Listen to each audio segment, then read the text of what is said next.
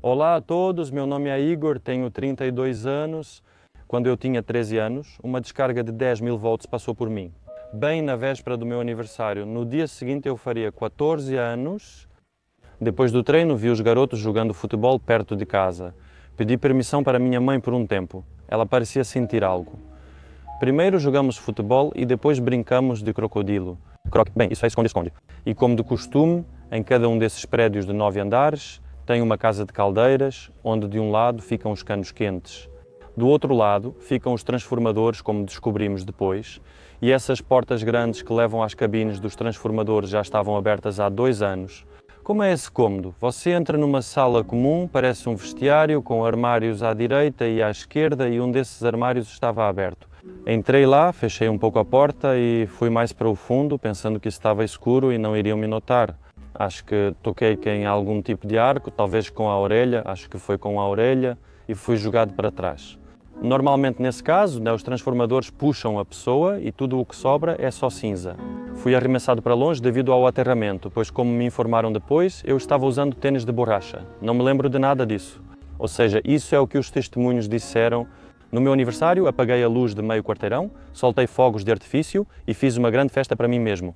Bem, pensei, por que não? Sem nem perceber isso. Acontece que desse quarto, eu também, pelo que entendi, eu mesmo meio em estado de choque, saí voando e logo ali já tinha um caixa de areia. Um homem começou a me apagar com areia porque eu realmente estava pegando fogo e a potência da descarga era de 10.000 volts. E minha mãe ouve um barulho, alguém batendo na porta.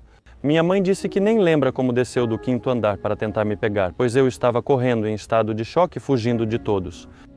Todo preto, da nuca até a cintura. Eu estava com uma camiseta preta, só restou a gola da camiseta e um pedaço dela. No dia seguinte, ele informou que todas as portas estavam totalmente fechadas, novas, de ferro, como se nada houvesse ocorrido. A ambulância foi chamada. Não sei exatamente o que aconteceu nos 20 minutos até sua chegada. Tive queimaduras em 65% do corpo. Terceiro, 4º grau. Bem, o 4º grau é quando até os ossos queimam. Na frente, tórax, abdômen, até as partes mais importantes. O que eu tinha, a primeira pergunta que fiz ainda no hospital foi: mãe, está tudo certo lá embaixo? Ela disse: justamente aí está tudo bem com você. Ou seja, meus dedos. Por pouco não precisaram amputar, mas conseguiram salvar. Minha mãe queria doar os dela, porém os médicos afirmaram que não seria compatível. Queimei as costas e o tronco completamente, mas tive sorte que o rosto não foi atingido. Fui colocado na unidade de terapia intensiva.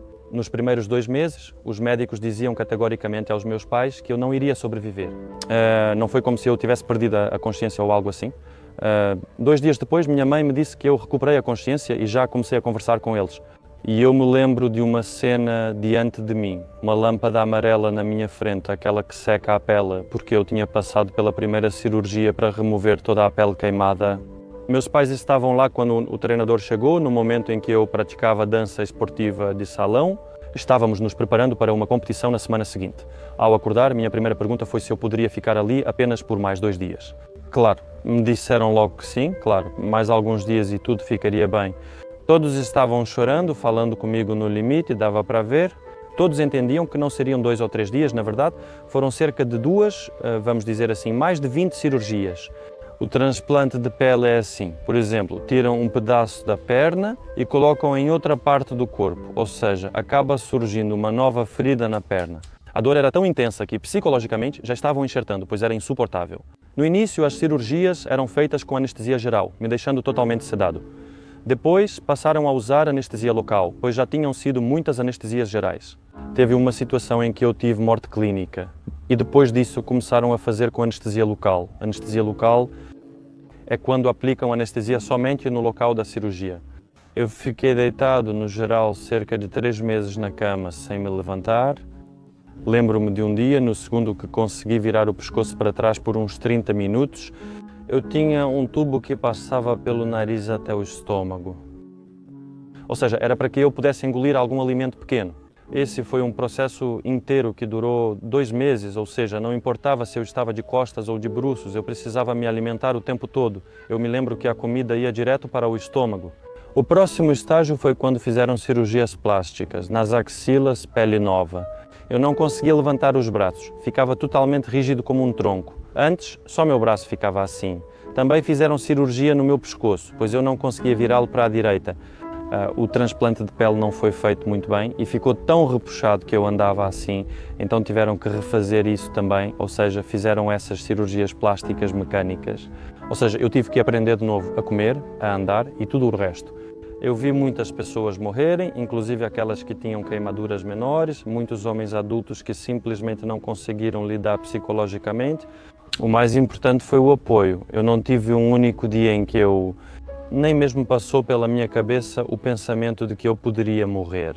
E o mais importante foi a minha mãe, que eu não faço ideia de como ela conseguiu lidar com isso, porque os médicos diziam para ela todos os dias que eu ia morrer, e ela dizia que ia chorar escondida.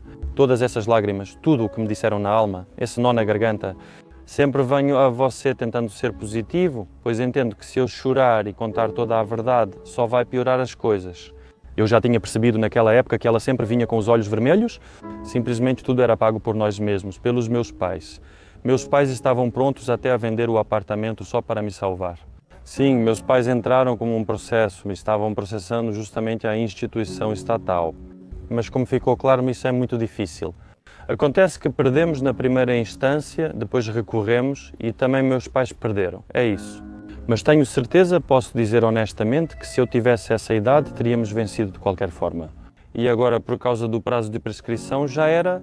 Eu queria fazer isso, mas quando percebi que podia lidar com isso, já era tarde demais. Já se passaram mais de 10 anos, nada criminoso. Eu apenas fiquei deitado como um tronco, sem conseguir levantar o braço. E então vinham cerca de 7 médicos, eles simplesmente me levantavam, me colocavam em pé no chão assim, por 10 segundos minhas pernas tremiam e depois me colocavam de volta. E assim era diariamente, aos poucos. Lá pelo final de agosto foi quando pela primeira vez eu consegui andar sozinho, só para caminhar pelo corredor. Lá, todo o hospital, incluindo o diretor e os demais, começou a aplaudir. Quando comecei a me deparar com o mundo exterior, meu primeiro pensamento foi como as pessoas iriam me perceber agora, pois eu era uma pessoa realmente diferente. Esse foi o pior período da minha vida, não quando eu estava no hospital, mas psicologicamente foi muito difícil voltar ao mundo exterior sendo uma pessoa diferente. Como os colegas de classe vão reagir? Porque, olha, no 1º de setembro eu fui para o primeiro dia de aula. Todos estavam lá, a professora responsável ficou chocada, era o 9º ano, sabe? Alguns não sabiam como se comportar, porque eu ainda estava todo cheio de espinhas, todo vermelho, grande, porque todos os medicamentos que tinham sido aplicados em mim estavam saindo aos poucos.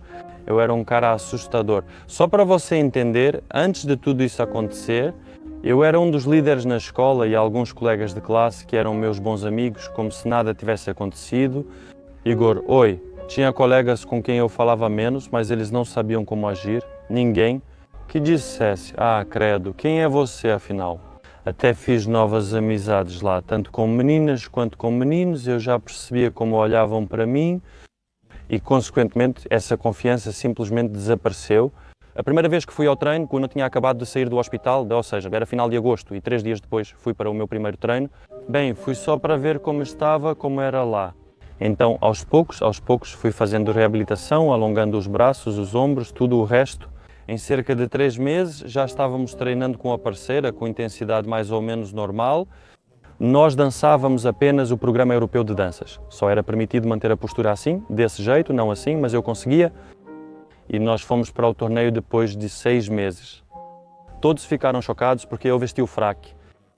Os médicos não proibiram de praticar, pelo contrário, foi um grande treino. A gente tinha prática, muitos casais, ou então eu também segurava as mãos, a gente dançava em dupla e eu escorreguei.